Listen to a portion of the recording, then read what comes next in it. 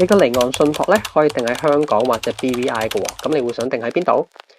？BVI 咧成日聽到，其實 stand for 咧 British Virgin Islands， 有啲人叫做英屬處女島或者咧英屬維爾京群島嘅，係啲傳統嘅稅務天堂。咁點解啲公司或者信託要定喺 BVI？ 最主要有幾個原因。第一，常見原因咧係個稅務優勢，因為 BVI 咧本身冇遺產稅、冇資產增值稅，亦都冇入息稅，方便咧一啲住喺高稅區嘅人咧去持有佢哋嘅資產，去減低佢哋嘅稅務責任。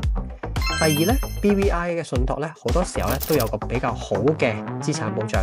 對一啲要法律訴訟啊或者債務追討嘅時候咧都可以咧更加好咁保護資產。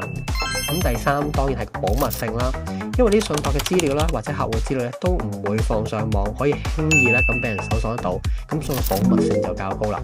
咁但係咧個人嘅信託要訂立喺邊度咧，就好睇你嘅資產結構或者你個投資目標、家族目標等等，咁就可以咧揾你嘅信託顧問去了解下，究竟咧用一啲當地嘅信託啊，定係用啲離岸信託係比較好嘅。